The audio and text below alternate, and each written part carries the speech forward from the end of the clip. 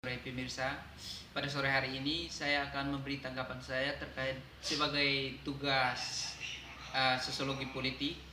Saya akan memberi tanggapan ke saya terkait dengan wabah corona atau COVID-19 yang berkembang dari wilayah Wuhan, negara Cina yang saat ini meresahkan masyarakat di belahan dunia.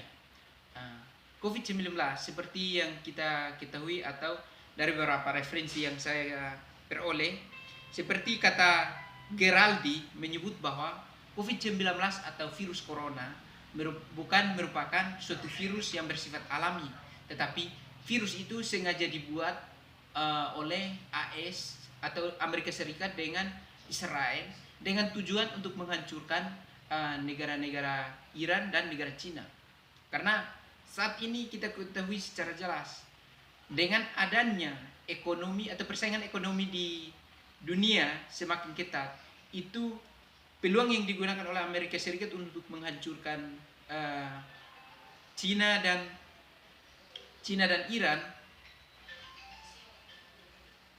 Iran agar Amerika itu berjalan mulus. Kenapa saya katakan demikian? Sesuai dengan data yang saya peroleh daripada Geraldi, atau seperti yang dirilis oleh Geraldi, bahwa senjata biologis itu atau senjata biologis COVID-19 merupakan ukuran dari harga daripada senjata itu lebih murah dibandingkan dengan senjata konvensional, atau dengan istilah lain, senjata biologis yang saat ini melanda dunia adalah senjata kontemporer dengan harga 1 US dollar. Nah, dalam kaitannya dengan agama hari ini membuat masyarakat yang percaya atau bersiap diri untuk memasuki Minggu Prapaskah resah karena tidak bisa melakukan aktivitas di gedung gereja atau di tempat-tempat umum.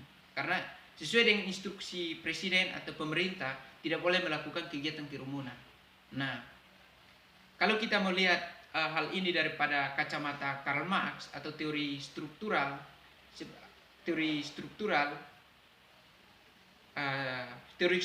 berbicara mengenai determinasi kapitalis dan kaum berjuis.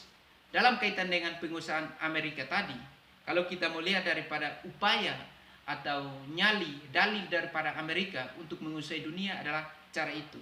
Nah, kalau kita mau benturkan dengan teori Karl Marx atau teori struktural, Amerika sesungguhnya punya upaya atau punya sebuah skema daripada COVID-19 itu untuk menguasai dunia dalam hal ekonomi. Sebagai bukti yang harus kita lihat adalah seperti berjalannya atau isu yang meresahkan COVID-19 di wilayah Indonesia. Bersamaan dengan hal itu pun IMF atau di belakang daripada IMF adalah Amerika Serikat dan negara Uni Soviet seperti Inggris dan Uni Soviet. Mereka menawarkan peminjaman dengan tujuan untuk melakukan langkah-langkah preventif atau langkah pencegahan kepada pemerintah Indonesia untuk mencegah wabah corona tersebut.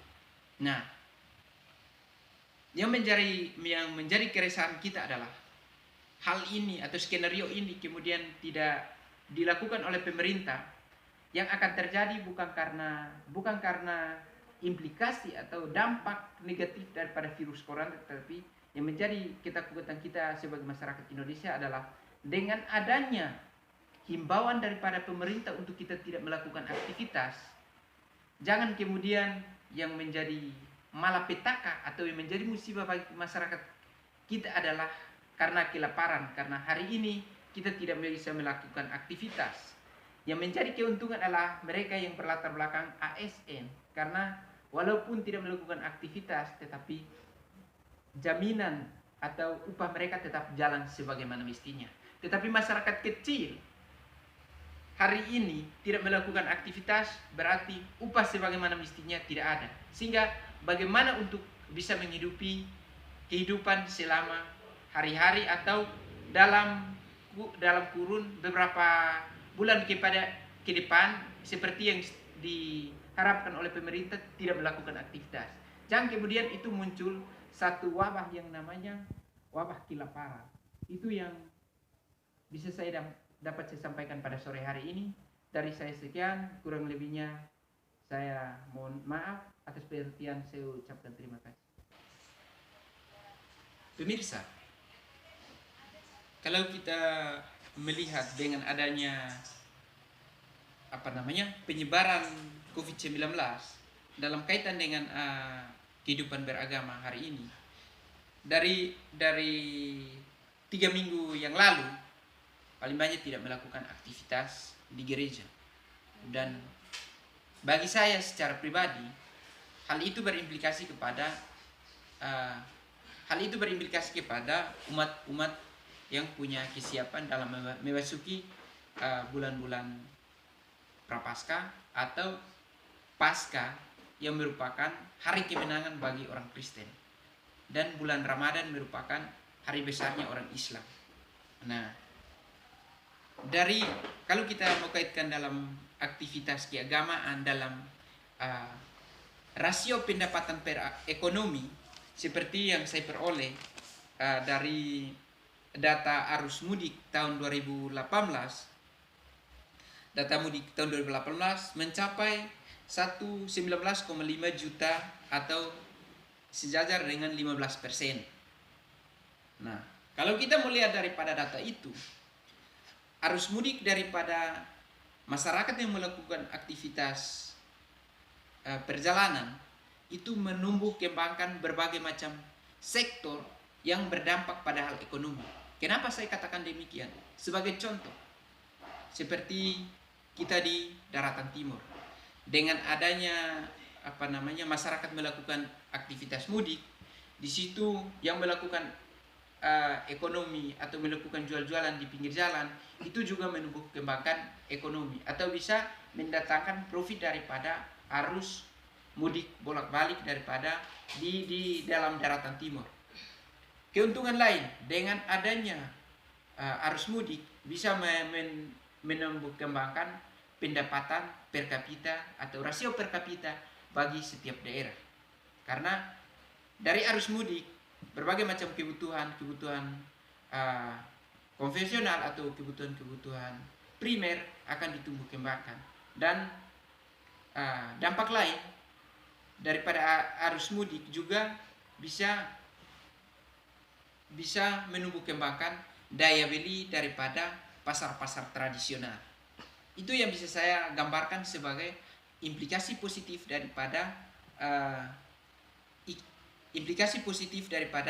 aktivitas mudik. Tetapi implikasi negatif daripada arus mudik juga kecelakaan.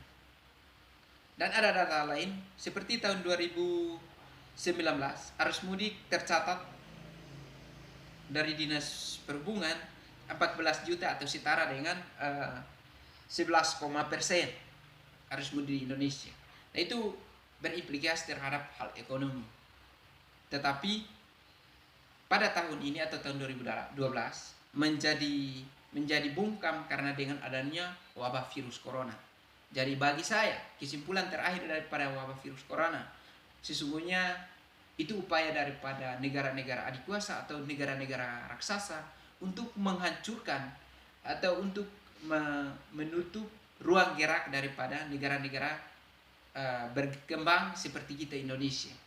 Jadi solusinya Indonesia harus konsisten dengan berbagai macam revisi undang-undang sehingga membatasi investor, agar jangan sesuka hati negara-negara besar seperti itu mengintervensi kita daripada tanam saham, atau mereka ketika menanam saham di negara kita, mereka peluang besar untuk mengintervensi keberadaan negara kita.